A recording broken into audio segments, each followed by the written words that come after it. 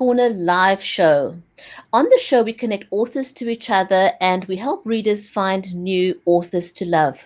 You will meet both seasoned as well as new and aspiring authors on the show.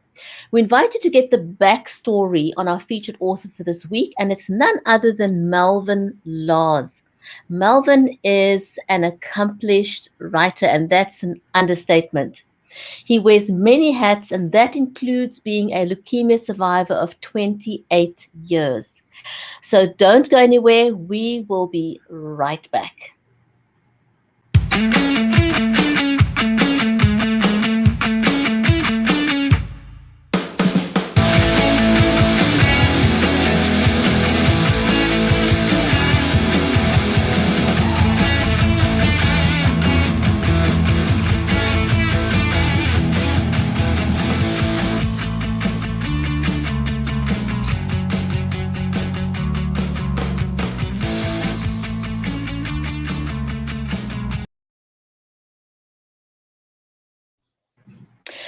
And hello, welcome to the Writers Corner live show. If you've just joined us, I'm your host, Brigetti Limbanda. I'm a talk show host, a producer, and live streaming advocate.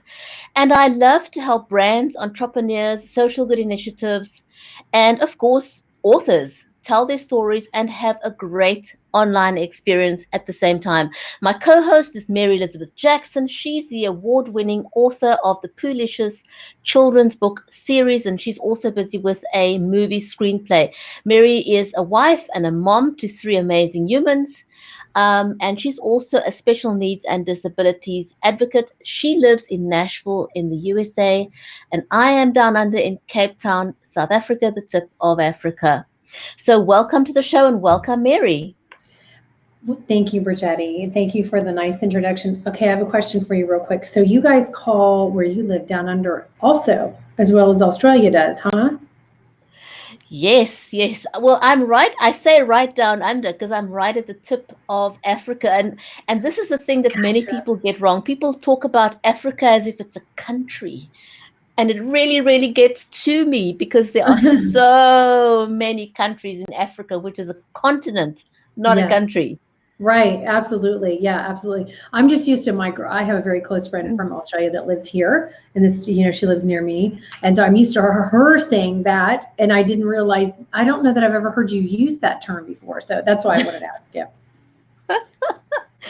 Well, our guest today is quite an accomplished author and person. Our guest is Melvin Lars, and he's from Louisiana in the USA. He's got Mhm. several undergraduate and graduate academic degrees under his belt, too many to mention. Mhm. Lars is also the creator and host of the Nobody Asked Me Guy show. What an interesting name. I really need to go and check out that show. Yeah, absolutely. And he says that he addresses topics such as education, parenting, life lessons, sports, surviving the impossible, and the show is weekly, and that's just some of the topics. He's also a Harvard certified violence prevention or intervention specialist. Wow. Now, here's the part that's very interesting about Lars, amongst many others.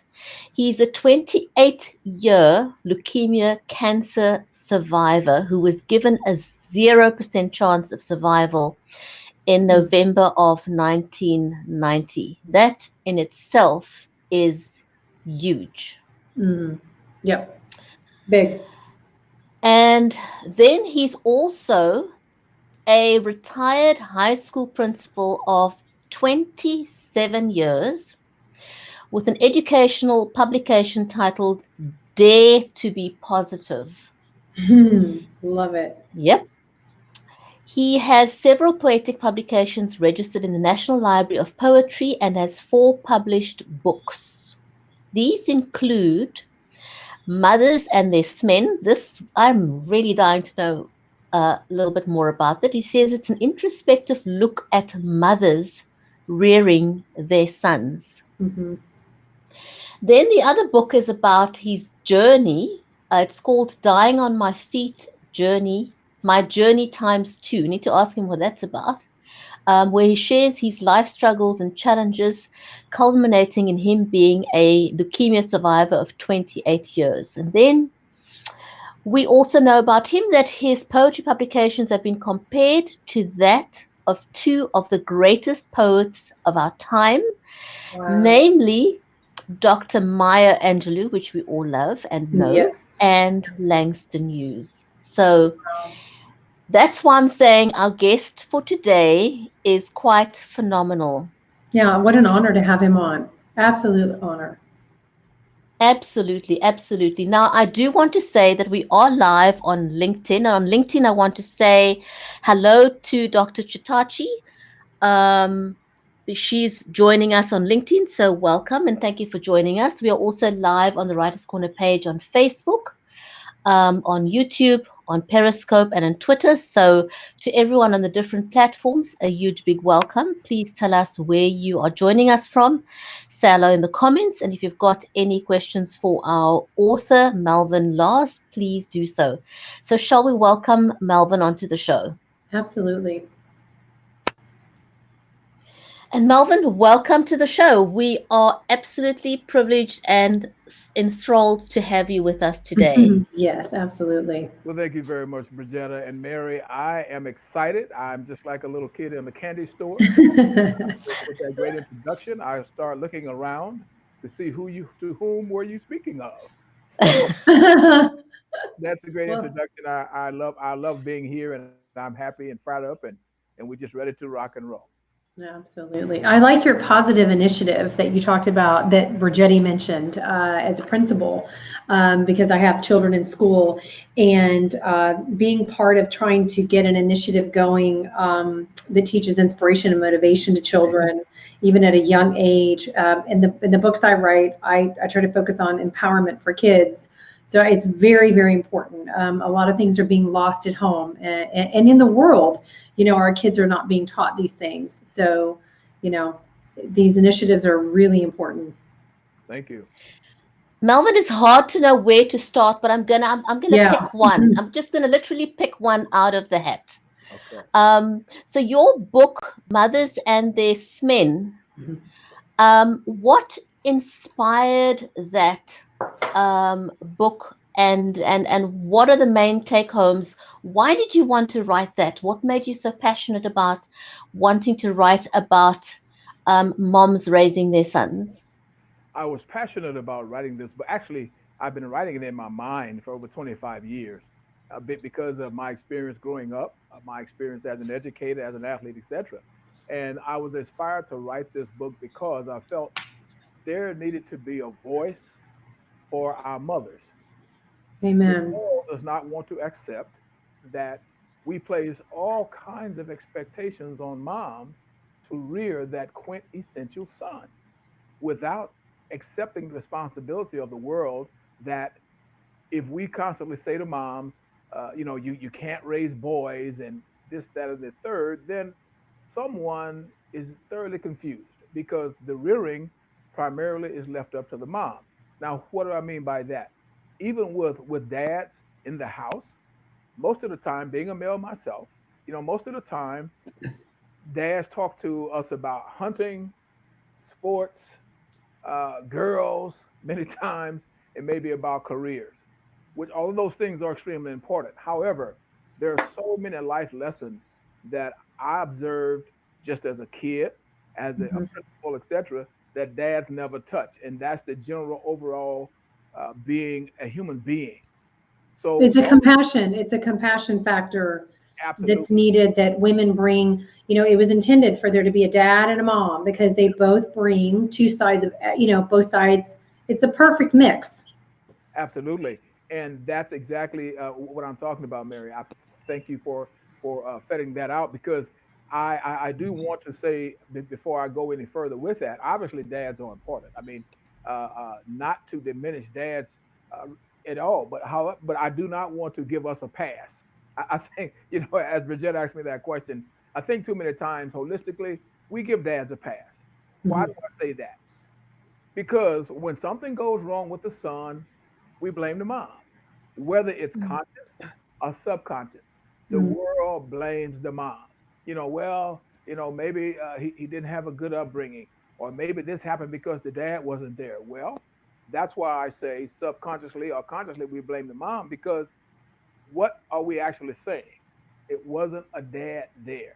So mom did not have the capabilities of rearing this dadless son properly. So wherein we point fingers at the mom as being a parent that was, if I could use the word, insufficient, when Mhm. that's not true at all. Many times, Right. as most of us know, if we accept the truth, is that children are taught and given life lessons all the time by both parents. However, many times they make their own decisions. They are influenced by their peers. So this book, I wanted to give mothers a voice. And I alluded to earlier, I offend people sometimes, but I get them thinking, because that's the purpose. I asked a very simple question when I'm doing motivational speeches and that type thing to moms and dads. I asked this question. I asked several, but this is the first one I asked. Am I my mother's son or my father's mistake? One lady asked me, she said, "Why would you ask that question?" I said, "Because of all of the things that I talked to you about when I was doing my talk, is that we attack mothers, whether consciously or subconsciously, as if it's their fault that the son does not make the proper decisions. So where does dad come into this situation, or might I say this quagmire of children who are constantly growing, they are maturing, they are moving their lives forward, but they are making mistakes. And unfortunately, sometimes these mistakes are detrimental to their total being. So I Mhm. wanted to start a conversation about what I call the second elephant in the room. We know the elephant's there, but we will not talk about that elephant in the room. Mhm.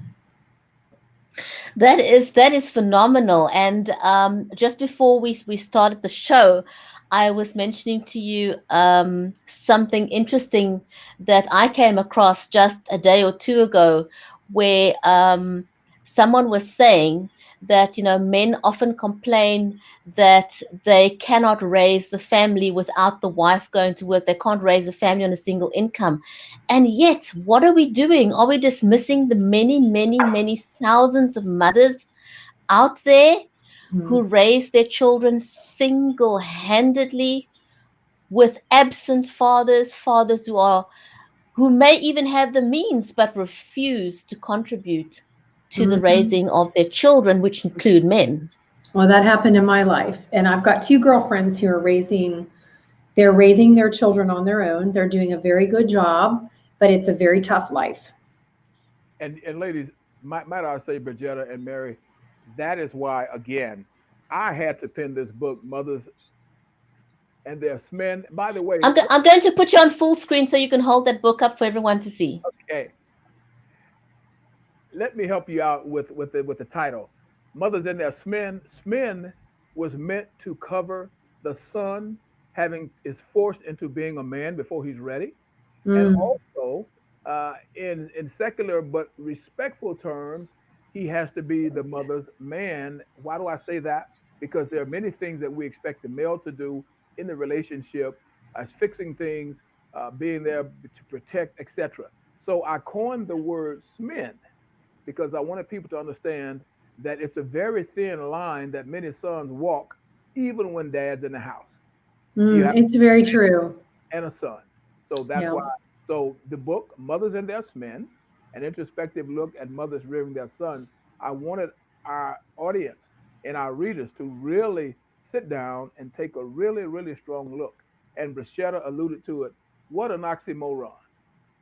We can't make it, men say, if moms do not bring in income. However, we expect mom to be the quintessential caregiver. Well, it's hypocrisy too. Yes, most certainly. Hmm. Most certainly. Yeah. Now we can carry on about that topic all day long. I mean, it is Yeah. so deep. There's so much in there. Um, can We I need to ask have you, obviously, I would imagine you dedicated that book to your mom. Is your mom still around?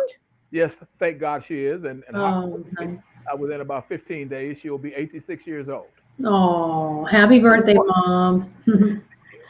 Wonderful, wonderful. So I want to dive next into you being a 28-year cancer survivor and your book, Dying on My Feet, My Journey Times Two. So I'm a little bit intrigued by the title, Dying on My Feet, My Journey Times Two. Tell us a little bit about that.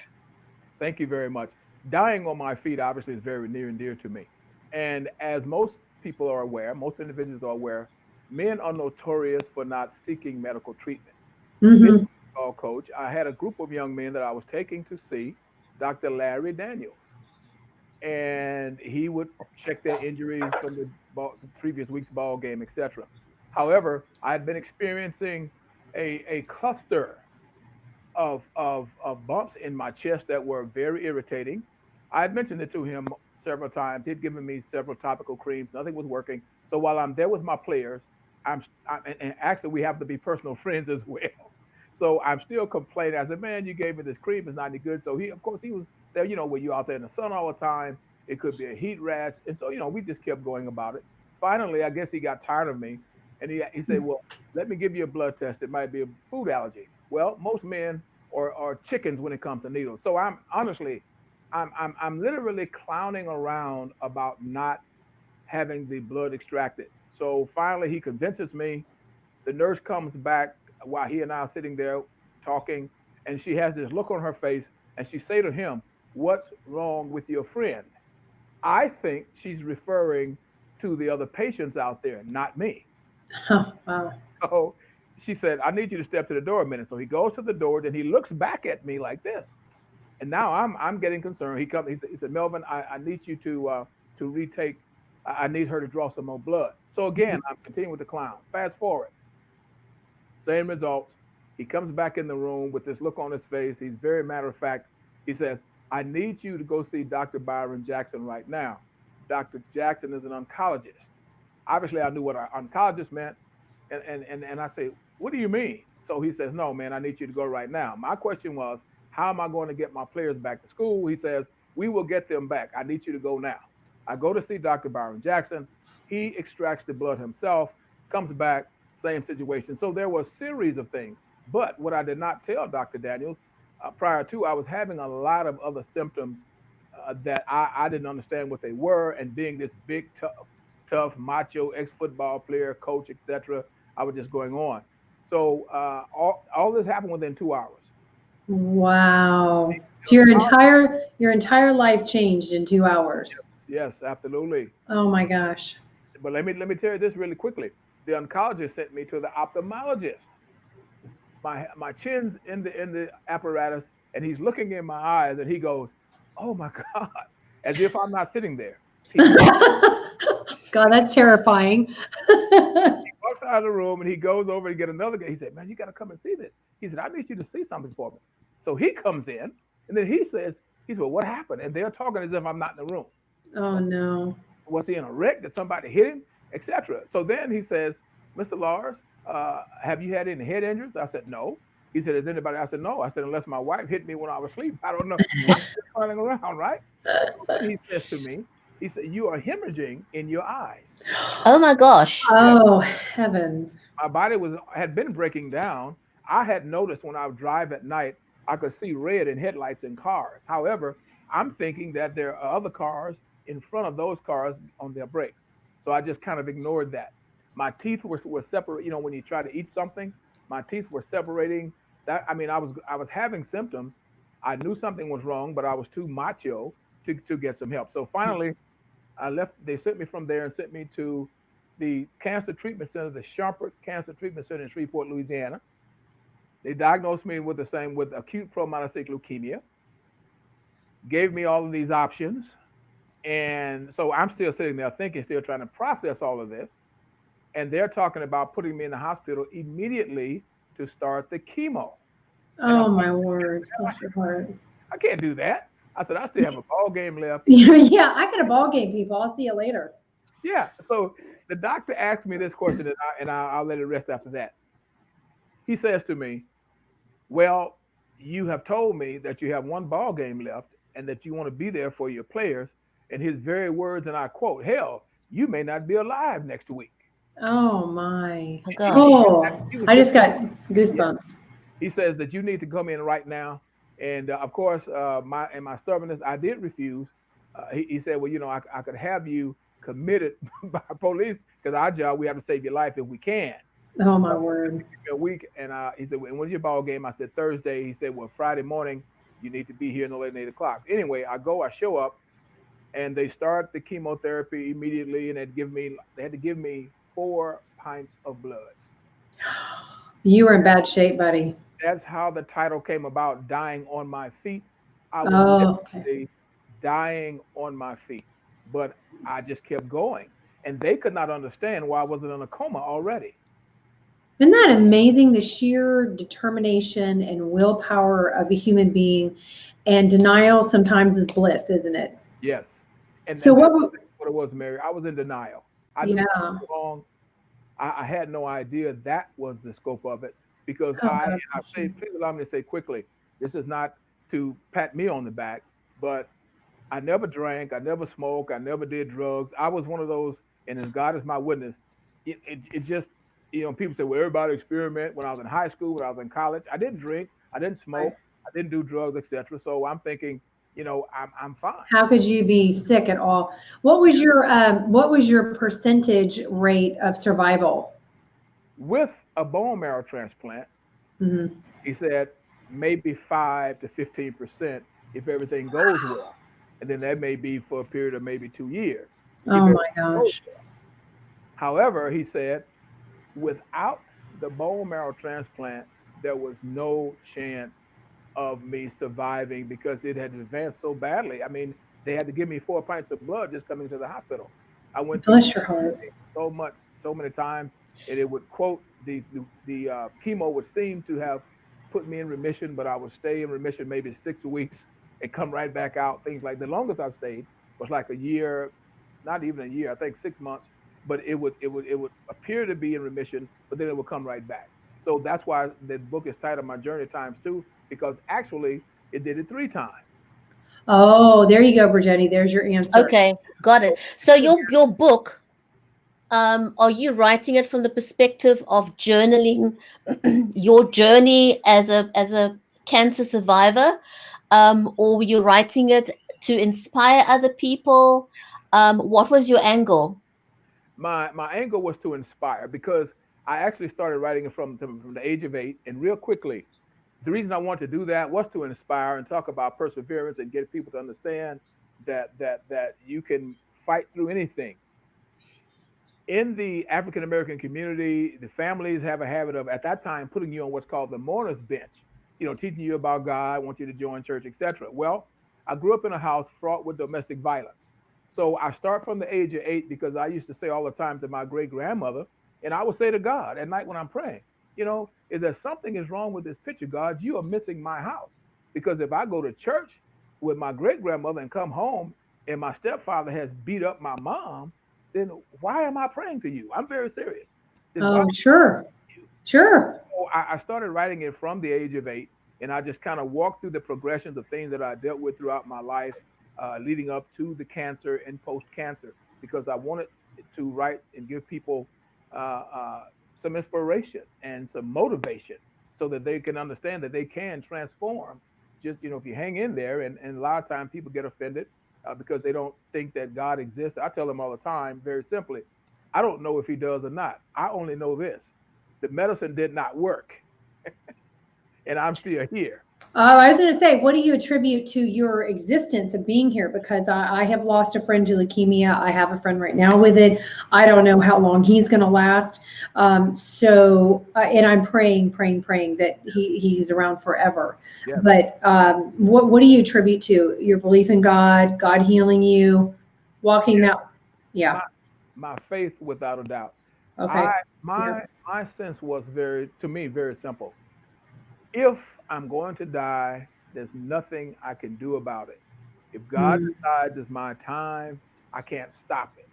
That's right. my attitude. I didn't want to die.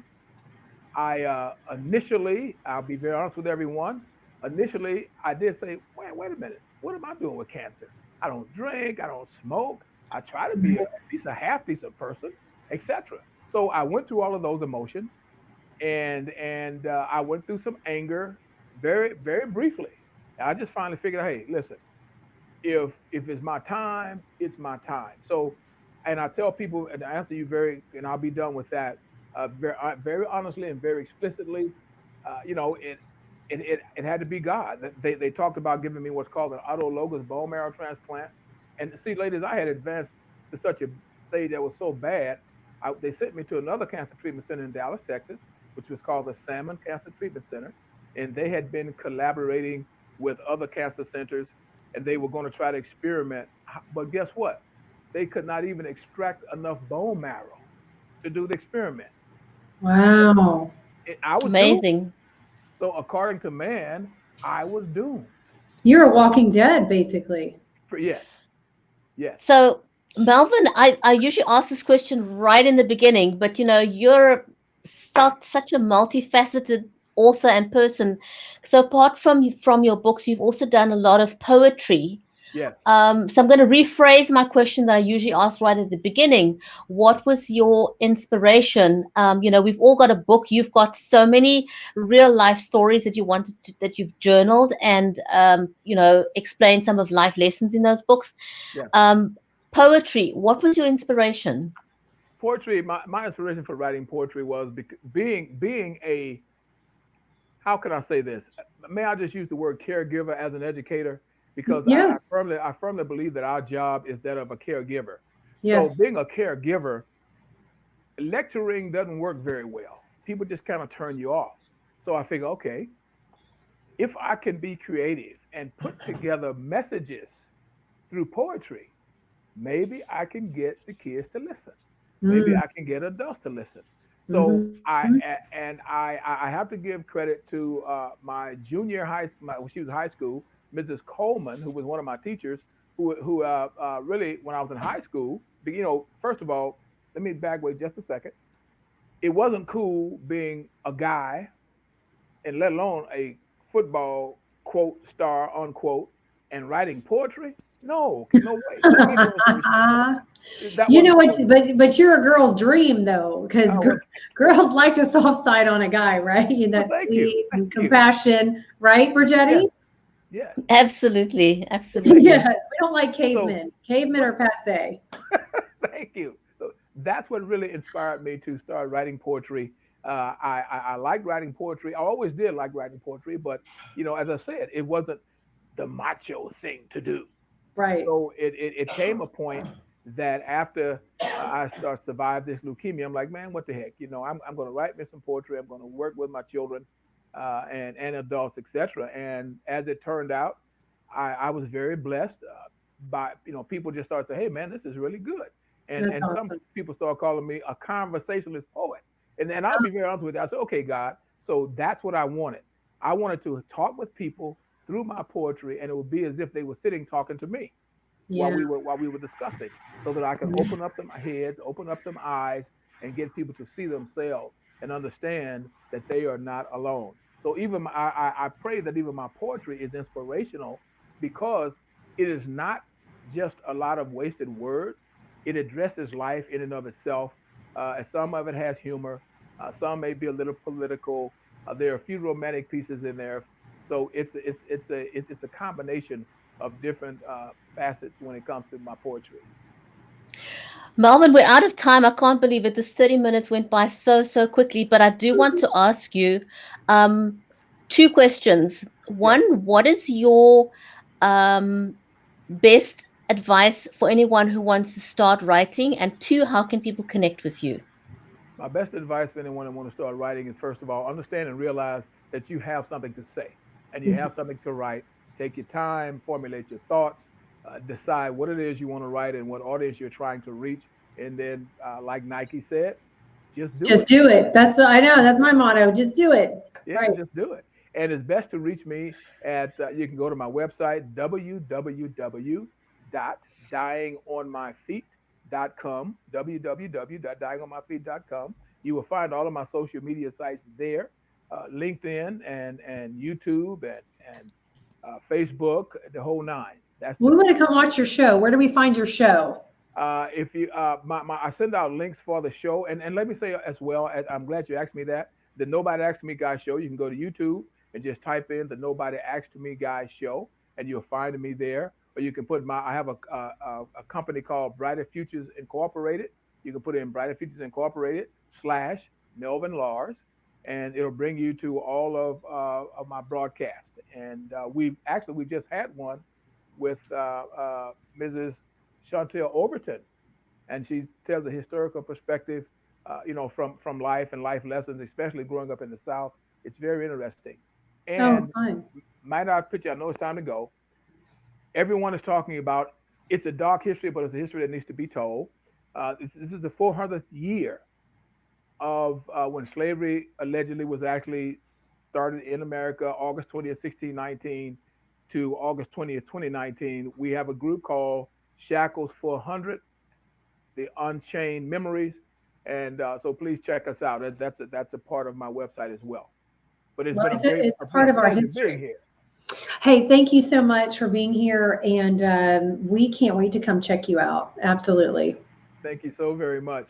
And may I encourage all of our listeners and our friends to go to my YouTube site and subscribe to my site. Absolutely. Yep. We support you. Whoop, whoop. Thank you. Thank you so much, Melvin. And thank you very much to everyone who's joined us live. Anyone who's watching the show on the replay, a huge big thank you and a shout out to everyone who shared the show. Much appreciated. Melvin, don't go anywhere. We'll talk to you in the green room. So thanks everyone and for watching the show. We'll see you back again on the Writers Corner live show next week, same time, same place. So from me, Bridgetti Limband in Cape Town in South Africa, it's a goodbye for now. Bye-bye from Tennessee. Bye bye, guys.